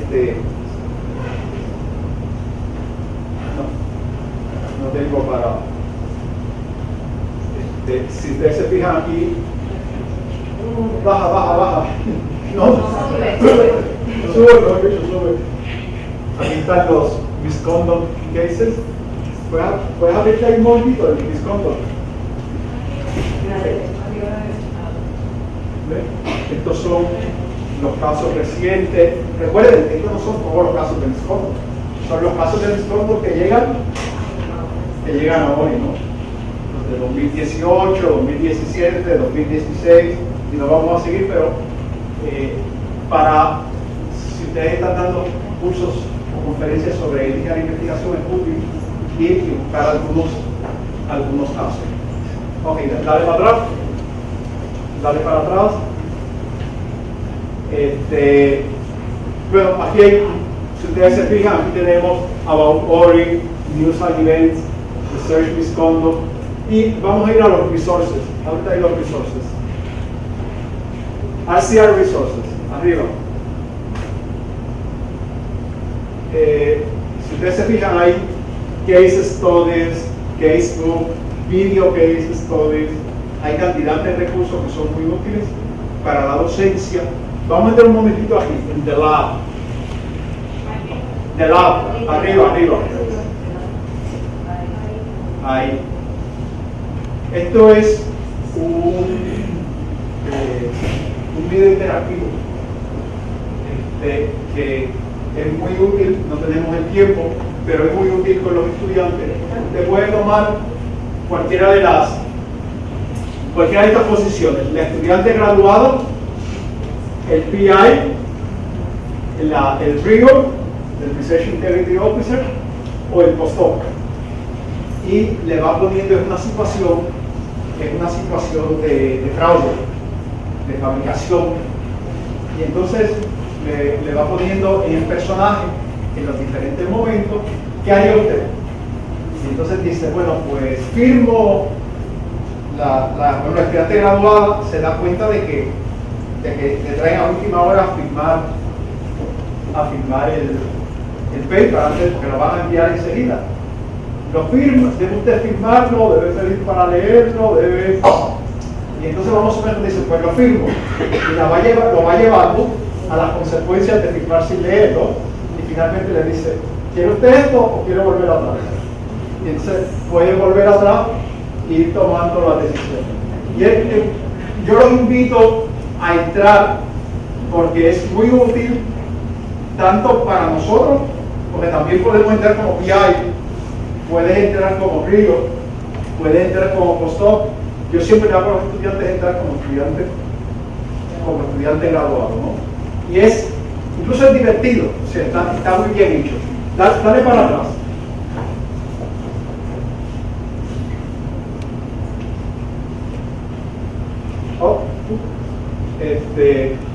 Lo que dale los resources, si quería enseñarles otro.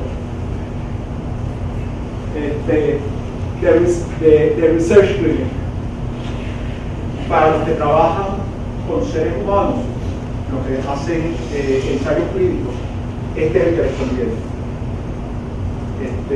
Es muy bueno, ahí puede ser el PI, Research Integrity Officer, la coordinadora del ensayo clínico, ir viendo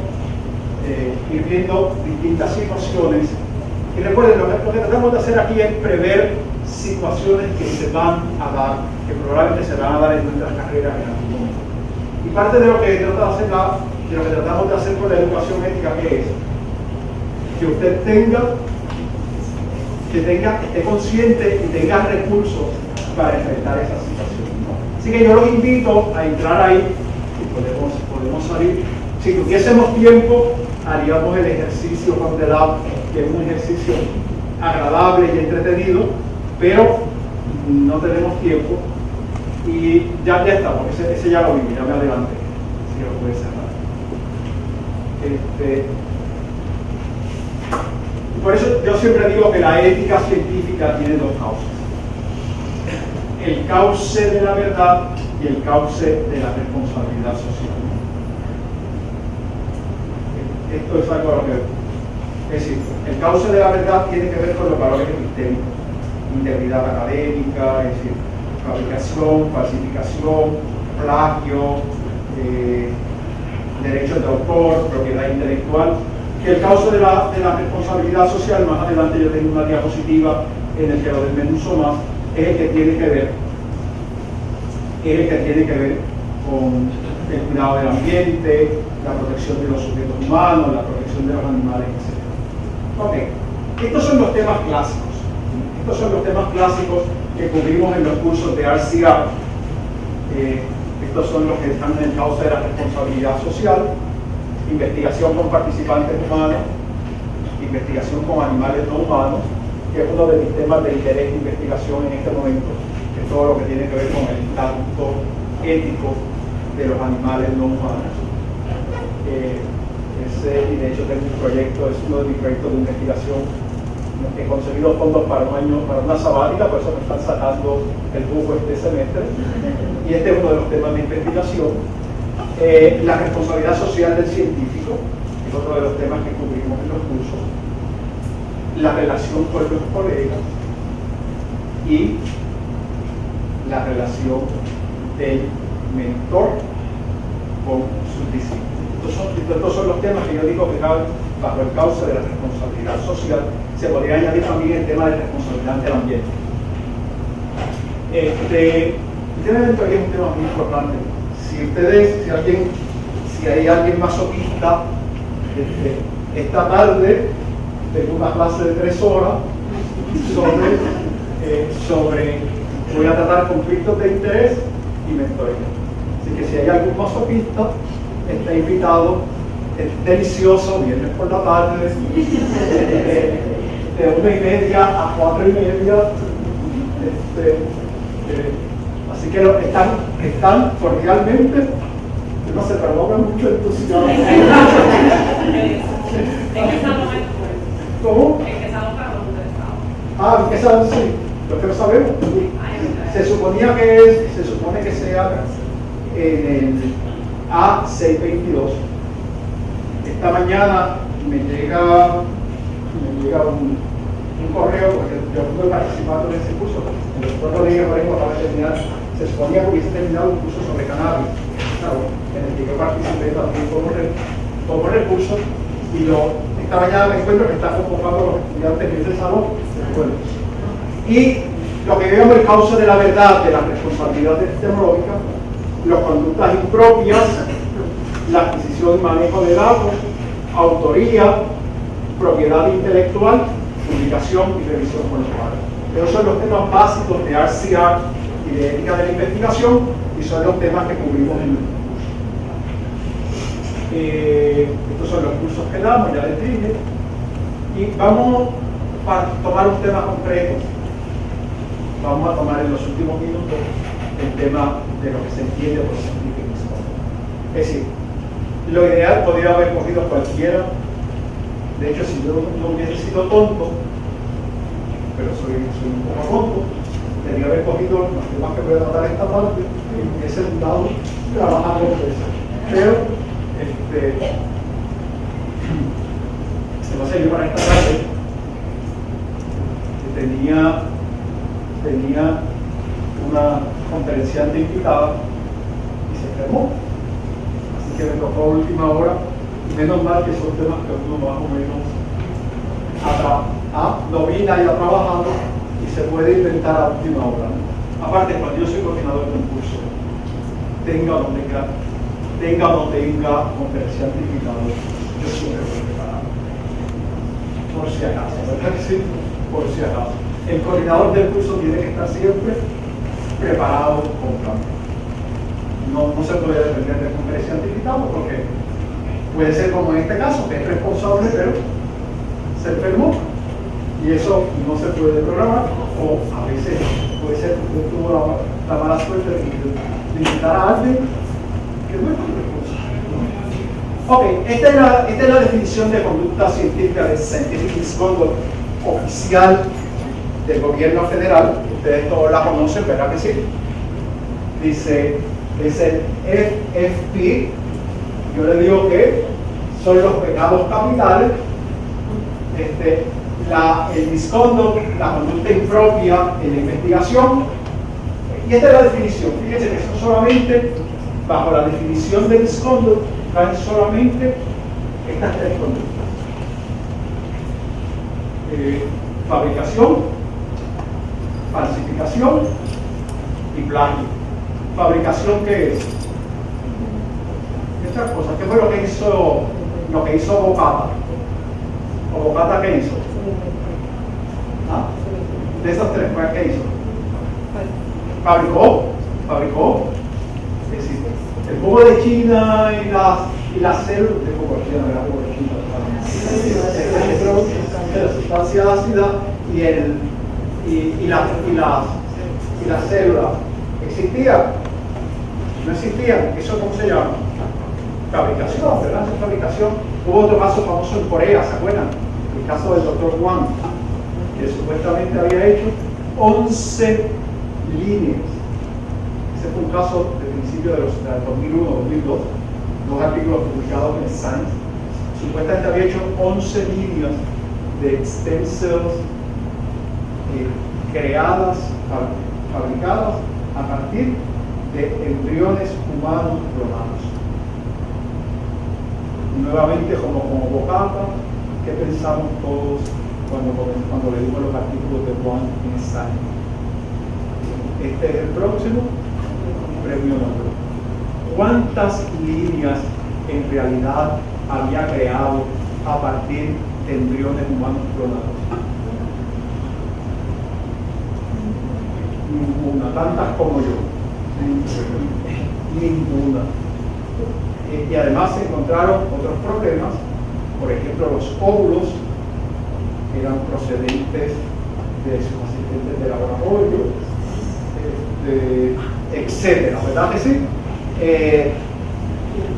No le dieron el premio Nobel.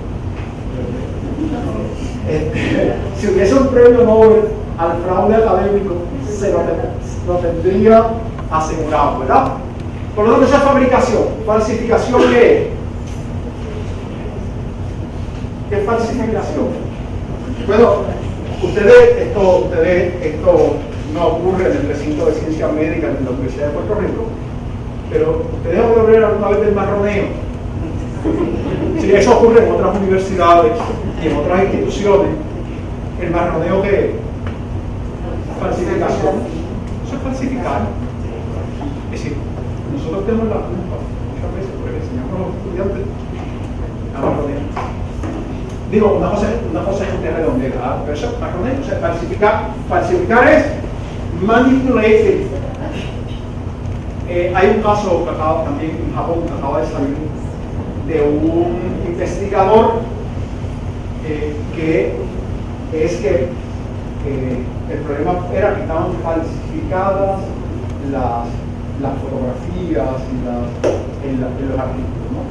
Dicho sea de paso, las de Wall también estaban falsificadas, las fotografías que salieron en el paper, y una cosa que después se decía es cómo no se dieron cuenta los reviewers. Dice, porque eran fotografías tan perfectas que no se dan en la realidad. Tenemos un problema con el sistema de peer review. Y hay reviewers que, ¿qué pasa? Que no hacen su trabajo. Y es que ser reviewer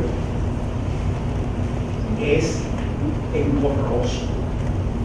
Se lo dice alguien que ha sido editor de review. Ser reviewer es más, yo he llegado a la conclusión que es más difícil ser editor de un libro que un libro no solo. Porque pues, tienes antipático, tienes que devolverlo, tienes que decir que esto no. Y toma tiempo ser review, ¿no? Pero el sistema de review no se está necesariamente dando, y ese es otro campo sobre el que podríamos dedicar 2 horas, la ética del peer review. Hay muchos problemas con la ética del peer review, tanto para journals como también cuando uno es reviewer de NSF o de NIH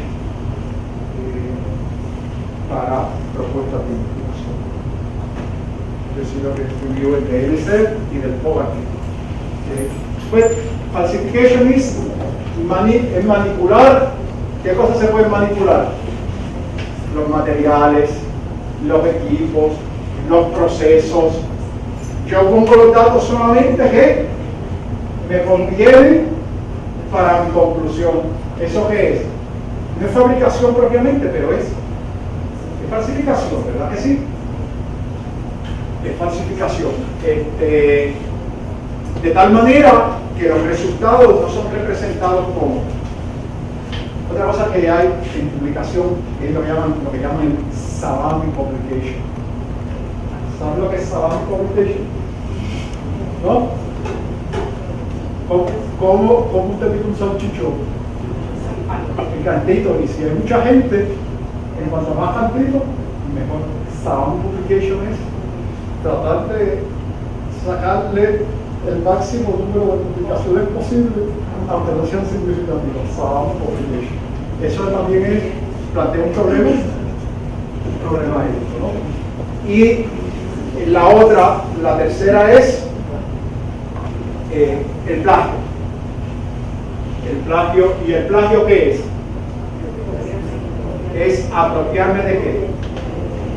De ideas, de procesos, de resultados, de palabras, sin dar crédito. Recuerden, no hay nada malo en usar ideas, resultados, estudios de otras personas, no hay nada malo.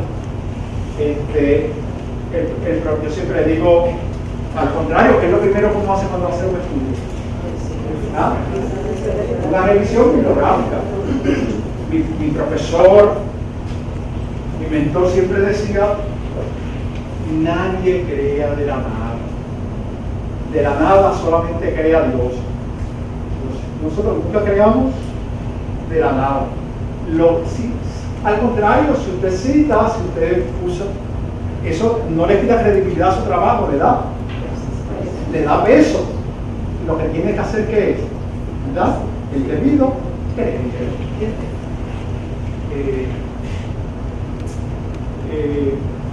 ¿Cómo se quería decir? Yo quería, bueno, voy a decir esto, que quería hacer la distinción entre plagio y derecho de autor y copyright, pero yo creo que la definición que tenemos de misconduct es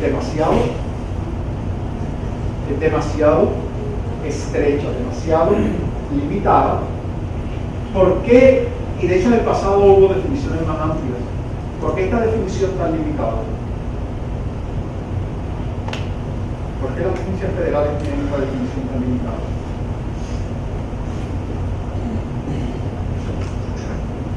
¿Alguien tiene alguna idea? Piensa. ¿Alguna idea? Básicamente es para poder establecer fácilmente responsabilidades civiles o penales que se pueda probar y que sea relativamente fácil de demostrar, ¿verdad? Ahora,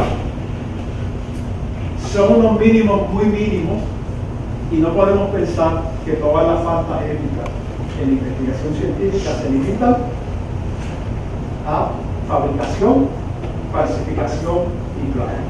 ¿Te acuerdas de una situación en la que había una falta que tenía que ver con seres humanos, pero hubo que decir que no había scientific misconduct? Porque no había habido ni fabricación, ni falsificación, ni plagio.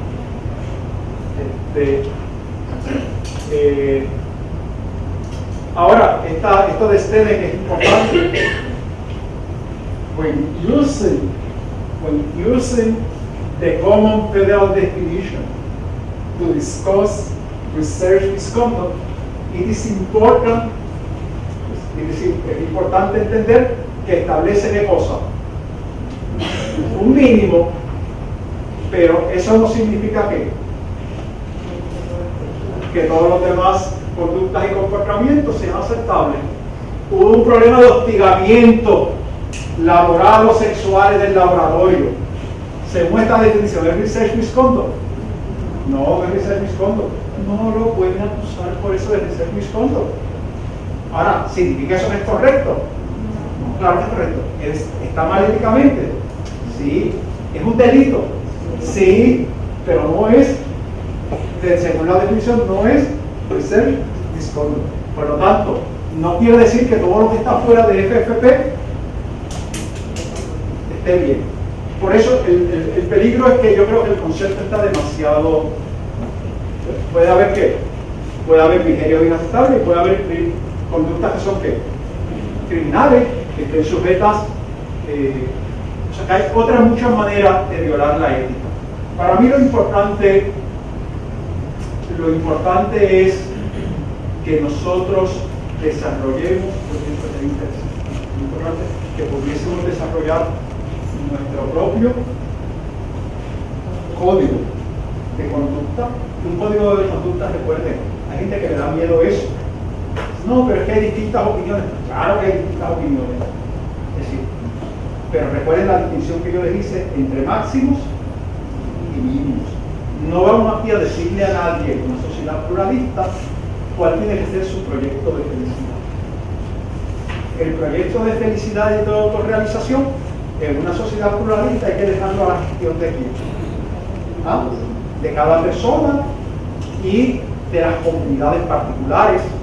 Hay muchas ofertas de felicidad, laicas, seculares, religiosas, etc.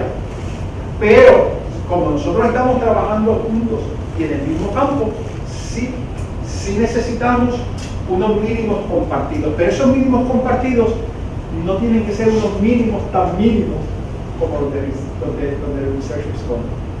Hay ciertas aspiraciones y ciertas virtudes en las que podemos encontrar acuerdo. Por ejemplo, cosas que tienen que ver con la diligencia, con la atención a los detalles, con la consideración a las personas. Yo siempre trato de pensar esto: yo quiero, me esfuerzo, sin ser perfecto, ¿verdad?, de tratar a mis estudiantes como yo quiero, si van a ser clínicos, como yo quiero que ellos traten a sus pacientes, o como quiero que ellos traten a sus estudiantes cuando ellos sean profesionales, ¿no? El modelo.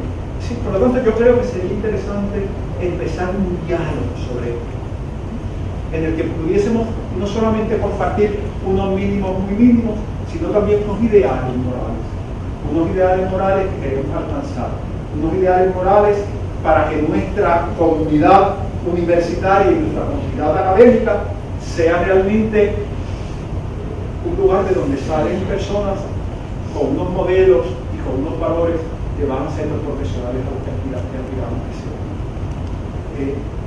Yo tengo la sospecha de que eso no siempre lo logra.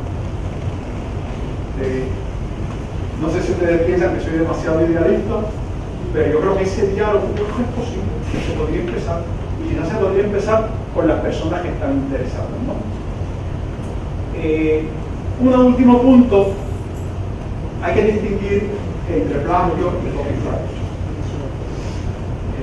Y traje este punto por traer un punto concreto de los muchos que podría haber traído, porque mi experiencia es que los estudiantes confunden plagio y derecho de autor. Y ya copyright está aceptado por la Real Academia. Ya está aceptado, está en la última edición del diccionario. Originalmente, derechos de autor, la palabra en español era derechos de autor, y hay una diferencia filosófica entre derechos de autor y copyright. Hay una diferencia filosófica, pero ya han encarado los dos términos. Derechos de autor se refiere a los derechos de la persona, es una visión más personal. Copyright viene del derecho inglés y es una visión más comercial. El copyright comienza, recuerden, esto de copyright era desconocido. Los medievales y los antiguos no tenían una idea de propiedad intelectual. Tenían concepto de propiedad, pero no de propiedad intelectual, porque la idea era que el conocimiento era patrimonio de quién, de la humanidad. Por lo tanto, no había ningún problema de copiarse. Los grandes manuales, bueno, de teología moral, de ética teológica, que comienzan a desarrollarse en la tradición católica a partir del siglo XVI, muchas veces lo que hacían que era que escribir un libro, cogía un libro anterior, de un autor anterior, y ¿qué hacía? Lo revisaba, lo modificaba, y ponía teología moral de Marta Rivero, revisada por Jorge Ferrer. No había ningún, porque la idea era que Ahora, ¿qué pasa? Con la imprenta es que comienza, y en el derecho anglosajón, comienza esta idea de que hacer libros es un negocio. Y entonces viene la idea de hecho, copyright, ¿qué es? Literalmente el derecho a hacer copias para venderla. Eso es lo que quiere decir. Fíjense, puede haber plagio sin violación de copyright, y puede haber violación de copyright sin plagio.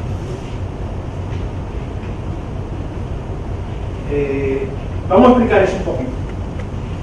Y para explicar eso, vamos a ver qué es lo que define, vamos a ver cómo se define el copyright.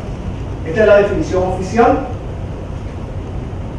Copyright, el del derecho americano, el derecho de Estados Unidos, is a form of protection grounded in the U.S. Constitution and granted by law for original works of authorship. Y esta es la palabra, esto es lo fixed in a tangible medium of expression. And it covers both published and unpublished works. Tangible medium of expression. ¿Sí? La obra está protegida desde el momento en el que se plasma en un medio tangible. ¿Y qué es un medio tangible? Puede ser papel, puede ser en una computadora, un PowerPoint, puede ser un vídeo, es decir, ahora, si yo dije las ideas, por ejemplo, el PowerPoint que yo preparé, aunque no dice en ningún sitio de clase, el PowerPoint que yo preparé para esta conferencia está protegido. Si se me ocurrió alguna idea genial, que no pasó, lamentablemente, si a mí se me ocurrió alguna idea genial en el medio de la conferencia, está protegido.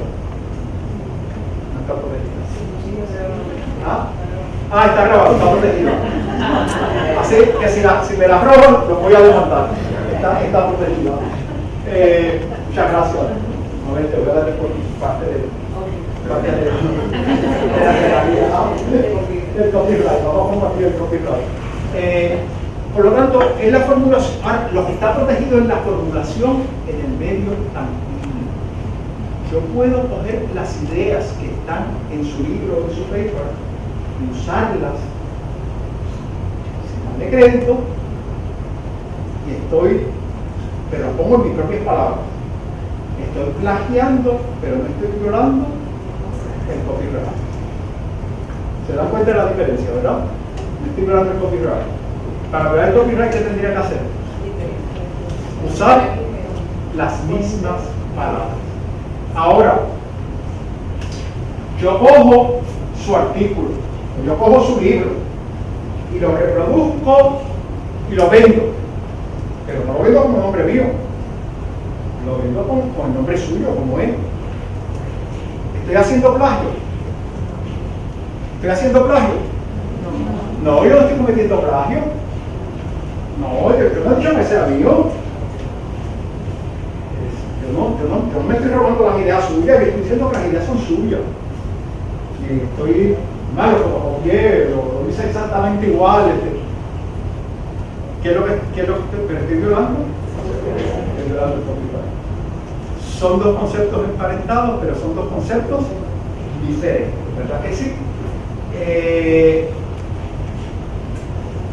Y para estar protegido por copyright, un trabajo tiene que ser original.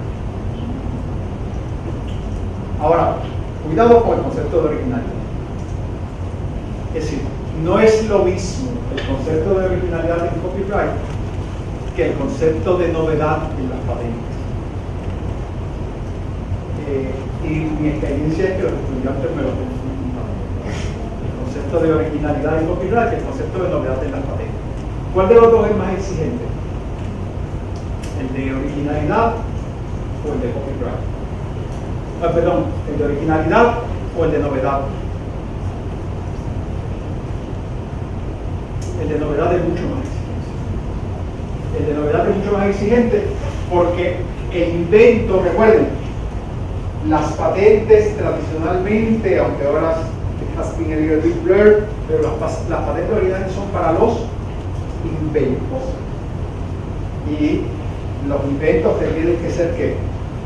Tienen que ser novedosos, tienen que tener también, tienen que hacerse una descripción de ellos, tienen que tener una aplicación comerciable, tienen que tener un valor comerciable, práctico, pero novedad nadie no puede ser generalmente conocido. Si es generalmente conocido o ya sea comercial, no se puede sacar una patente. Por lo tanto, el concepto de novedad es un concepto muy exigente, es un concepto muy estricto. El de originalidad no. El concepto de originalidad es mucho menos. Un trabajo es original si el autor es el primero en plasmarlo con esa forma en un medio tangible. Por ejemplo, yo me voy por el campo de la filosofía. Si yo escribo una historia de la filosofía y escribo un capítulo sobre Kant o sobre Platón, y yo le explico el imperativo categórico de Kant, ¿las ideas son originales? No son originales. Usted no quiere que sean originales, pero si yo les digo que estoy explicando a Kant, usted no quiere saber lo que Jorge Ferrer piensa, ¿qué quiere saber? Lo que Kant pensaba. Sin embargo, las ideas no son originales. Sin Sin embargo, ese trabajo cualifica, cumple con el requisito de originalidad del copyright. Sí, cumple con el requisito de originalidad del copyright. Hay que tener cuidado aquí con las traducciones. Recuerden, ¿por cuánto tiempo dura la protección de copyright? ¿Cuánto tiempo dura? ¿Esto lo tengo por ahí? No lo tengo por ahí. ¿Cuánto tiempo dura la protección del copyright? Durante toda la vida del autor y 70 años después de su muerte. Y si es una obra, yo tengo un libro que lo escribimos a 4 manos con otro colega. Es 70 años después del último de nosotros que se muere. ¿Y después qué pasa? Después de esos 70 años. Estoy muy preocupado que va a pasar después de esos 70 años. ¿Qué pasa después de esos 70 años? Pasan al dominio público. Muy bien, pasan al dominio público. Ahora, fíjense, por ejemplo, las obras de Shakespeare, o el Quijote, o la Biblia, están en el dominio público. Pero ojo, si yo hago una traducción de Shakespeare, o hago una traducción de la Biblia, la traducción sí tiene derechos de autor. ¿Okay? Lo que no tiene derechos de autor es el texto original griego del Evangelio de Marcos. No tiene, pues si hago una edición crítica, eso no tiene derecho de autor. Así que, cuidado. Bueno, yo sé que se nos acabó el tiempo, son las 11. Esto es lo que les interese. Esto no pensaba cubrirlo, pero sino que ahí les tengo una serie de documentos que es interesante, libros, etcétera, que los puse ahí porque creo que es interesante si a alguno de ustedes les interesa. Muchas gracias por su atención, ha sido muy paciente.